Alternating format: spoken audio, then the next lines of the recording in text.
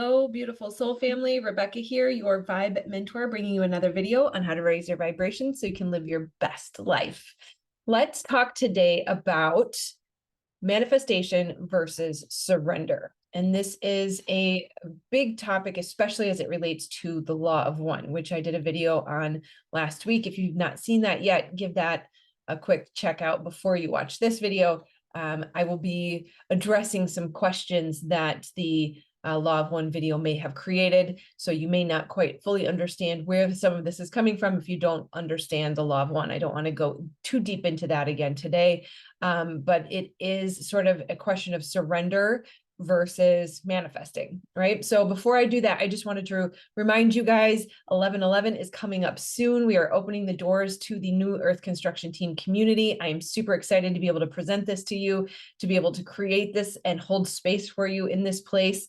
It is a community where you can see people. It'll be very similar to Facebook, but we're not going on any social media platform. This is a very private community, and we will cover step by step the success path to healing the wounds, the traumas, the blocks that hold you back from stepping into your life purpose, fully shining brightly the way you were intended to, so that you can manifest abundance and help assist in creating the new earth, because we are the shift. So if you have ever wanted to start your own business or known in your head, in your prefrontal cortex, the things that you need to do to be able to break out of the 3D matrix, but you haven't quite been able to make it happen, you feel like you've got some sort of subconscious self-sabotage, that is likely a block or a wound related to trauma that needs to be healed. I do something called brain spotting. It is a somatic therapy where we heal and remove these blocks up and out of your body. That's why talk therapy doesn't work. It has to be somatic work.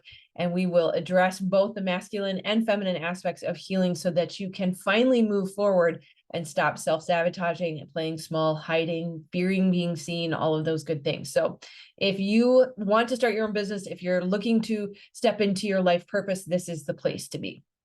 Okay, so let's dive in. Law of one, or you could also say surrender versus manifestation. So the law of one, just real briefly, yes, everyone knows we're all connected. That's pretty self-explanatory, but it is greater than just the ripple effect, that we literally are all fractals of or expressions of the divine one source creator, right? God, however you want to say it. That if you take a light and you shine it on a prism, what shines through is a rainbow on the other side. We are each of those rays of the rainbow. We are a fractal of the divine. And so when we say that we are connected, it's like saying, you know, I am the finger on the body, that we cannot act independently because we are part of the whole. We are an expression. We are being lived.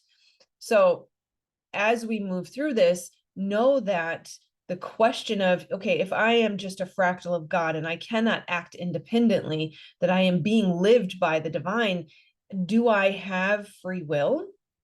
You know, do I have to surrender into inertia? And the answer to that is yes, you still have free will. No, you do not need to surrender to the point of inertia. What the surrender to being lived by the divine means is that we are putting down resistance. We are putting down the Maya, the illusion of the mind, that the veil is created through disbelief, judgment, criticism, struggle for control, all of the egoic tendencies that want us to believe that we are somehow separate. The limiting beliefs, the negative perceptions, the assumption that nothing ever goes well for me, or I can't trust anyone. Those are the trauma beliefs that were developed and became part of our subconscious program in our limbic brain that create the separation, that in fact we are already whole. We are already complete. If we are a fractal or a fraction of or an expression of the divine, we are infinitely abundant. We are infinitely supported. And it is only the Maya of the mind, the illusion created of the ego by the ego, that keeps us from that wholeness. Surrender is resistance, and it is attachment. It is that attachment to outcome or struggle for control that keeps us separate.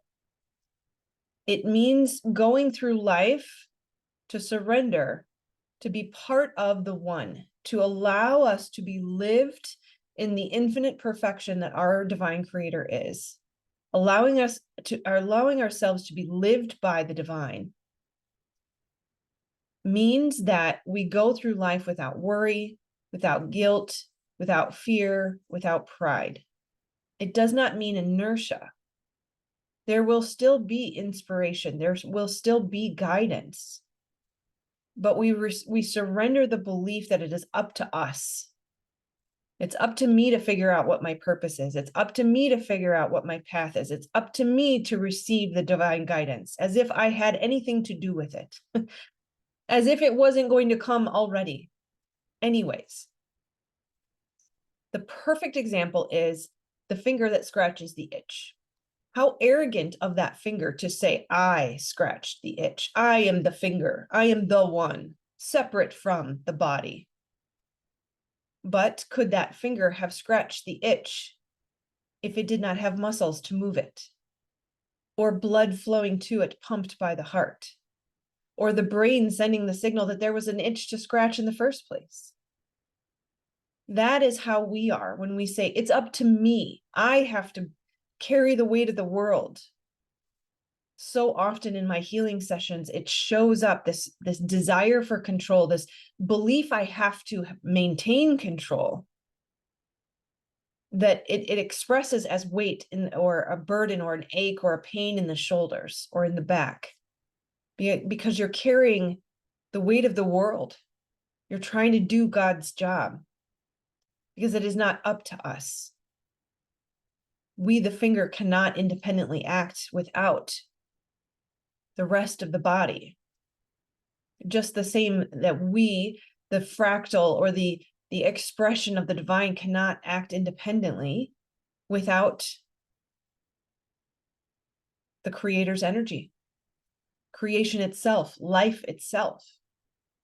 That everything we do, everything we say, every action we take is influenced by our conditioning, by our environment, by multiple lifetimes that have preceded us.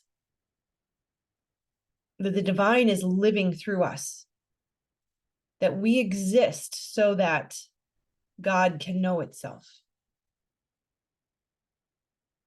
And the experiences that are desired to be experienced through us will happen with or without our intervening. Yes, we still have free will. We have free will. We get to choose if I'm going to grasp onto control, if I'm going to maintain my hypervigilance, if I'm going to cling to the belief that I have any sense of control. That's where our free will comes in. We also have free will to say, I surrender. I know that I am being lived by life, and I trust the divine plan is perfect, just as it is, just as it is. And everything I need is coming to me always. In fact, I am already whole and complete, and there isn't anything I need. And we can say that in the moment the same way that we expressed gratitude for things that have not physically manifested yet, but we know to be already done. That we can express that belief that I am whole and complete and I do not need anything. Because then we stop that cycle of the ego saying there's lacking, there's something lacking, there's something missing, I have to achieve, I have to accomplish. Because if you are an expression of God, a fractal of God, you are already whole and complete. There is nothing wrong with you. We are not separate from God. We are not separate from others. We are not separate from divine, universe, source, creator, whatever word you want to use, it does not matter. Nor are we in control fully and completely. We cannot identify with anything other than consciousness, than anything that is fleeting, anything that will not exist in 100 years or 1,000 years is not real. What is real are those things that will exist forever. that is illusion. So it doesn't matter if God, source, divine creator is perfect, then everything is perfect. And there is no sense in it's futile for us to try to change it or to resist what is. When we identify with the body or the desires or the external environment, we separate ourselves. And in essence, we say, it is not perfect. There's something missing here. And then our manifestation comes from a place of lack. So we are manifesting all the time, whether we realize it or not. We are creators.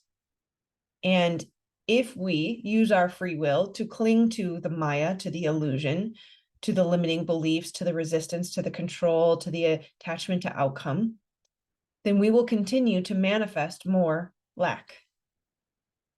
If we allow the ego to continue to tell us there's something missing, I need to accomplish something, then we will manifest from a place of lack. When we surrender to the divine and to the knowing that we are one with God, that we are in him and he is in us, he, she, it, they, them, doesn't matter, that the manifestation, the perfect manifestation, is inevitable. That's how we get out of our own way. So yes, you can manifest. It may not be 100% of your choosing if you are choosing from an egoic place. We have a purpose. We were made with purpose. You're made perfectly imperfect for your purpose. And what that means is every aspect of you was made with intention, with a reason. That your dreams were put on your heart to guide you towards your purpose. Now, the divine wants that for you. Otherwise, you would not have that dream. So we can trust that we are being led and guided towards our purpose and our dreams. Insight and intuition and a strong desire to act will come. In fact, more easily when we put down resistance, when we fully surrender into the stillness, we can hear so much more clearly. And we hear true, genuine guidance and less egoic desire. So desire will cause suffering. Desire is kind of that egoic lack mentality that says, I need to have this to feel like I'm enough. That is separate from the dreams that were put on your heart. That will create more lack. You will manifest from a place of not enoughness. And so all you will get is more of the same. So we have to release. This is why when they say in manifestation, you have to release it, right? You have to surrender it. Because in any desire, any, what is the word I'm looking for? Clinging to that hypervigilance, that need for control, the attachment to outcome, all of that has a very restrictive energy. It's a suppressive energy. It blocks, it creates walls, it separates you from your creator. It's an illusion of separation. You can never fully be separated, but it will separate you from what could be manifest in your life effortlessly. So that's why we say, put down the resistance, put it down, surrender it to the universe, surrender it to your creator. But we think that it's only in those moments where I have chosen to sit myself down and I have chosen my vision and I have chosen my dream and I have chosen what I'm going to manifest. All the separate egoic I. But then I'll surrender it. And then I'm going to go about my life the way I see I need to go about my life today. And we wonder why it doesn't work. When really, the surrender is in every single moment. That life is our guru. We are constantly being given opportunities to exercise the muscle of oneness, our perfect divine nature. So as you go throughout the day, listening, communing with the consciousness, the creation, the life that courses through you always, every day, in every moment, using our brain not to allow the ego to create so much chatter and tell us all the things we have to do to accomplish today, the to-do list, so that we can feel like we are enough, but rather asking, what would you have me do today? Where would you have me go? What would you have me say? Who would you have me see? That's in every moment. Resurrendering in every moment, every thought that may come in as we are dissolving the old neural pathways and building new ones to support this process. You're going to have those moments of disbelief, those challenging thoughts that come up and say, you better keep things under control. This isn't safe. What's wrong with you? You're lazy. Capturing those thoughts. That's why it says, take your thoughts captive. This is cognitive behavioral therapy. Catch the thought, replace the thought. Oh, I see your disbelief. I am giving it to the divine. Oh, I see you're having a hard time letting go of control. God's got this. Just consistently, vigilantly, persistently catch and replace, catch and replace, catch and give it up, catch and give it up, right? It's not mine. I don't have to feel guilt anymore. In fact, guilt and pride attach me to the thing that I feel guilty or prideful about. Not sustainable, fleeting, an illusion. So just remember, we are being lived by life. An ego wants to tell you that you are not, that you are separate. But when it does that, you actually lose power. You lose your connection to your source, seemingly. We cannot take credit for anything. We are not the doer. We are being lived by life. God is moving through us. We are an expression of the divine. This is what it means to manifest from a place of rest. That we can trust the heart. We can trust the dream. We can trust the knowing or the vision, or in whatever way the divine has given you insight into your path. And we can surrender it in every moment. There is no effort required. It does not mean action. It means effort. Efforting is different than action. But when it is right for you, you will know it's right. It will feel good. You will feel a desire, a pull towards whatever that next right step is. But you won't be able to access that until you have put down the resistance, the disbelief, the negative thinking, the chatter in the mind.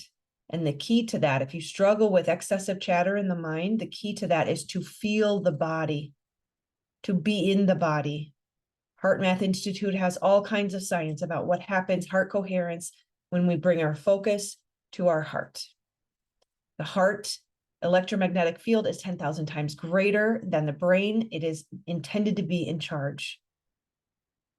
The trauma brain especially is that hamster in the hamster wheel. It just never stops. Have you noticed how the ruminations, the machinations of the mind have never solved anything? It never ends. The ego is an insatiable thirst. So don't be disheartened. Your dreams were put on your heart for a reason. Yes, you can still manifest and surrender. You can manifest from a place of ease because it's not up to you. You're not the doer. You're being lived. Action is coming through you. And it's such a beautiful place when you can put down that need for control. So much energy and effort goes into trying to manage everything, manage the traumas, manage the fears, manage the disbelief, manage the mind. None of it's necessary. It is so beautiful on the other side of this struggle. And I hope you're able to find it. If you need help or support in finding it, definitely join us in the New Earth Construction Team community. Doors open 11/11. I got some work to do, so I'm going to get to it, and I look forward to welcoming you there. Just comment below or send me an email and say, I'm in. I want in at the founding member price. Freeze my price. If you join us before 11/11, your price is grandfathered in for life. You will never see a price increase. And I would love to work with you, because this is going to be driven by the community. So what you need will be there for you. All right. I love you, my friends, and I will see you on the next video. Namaste.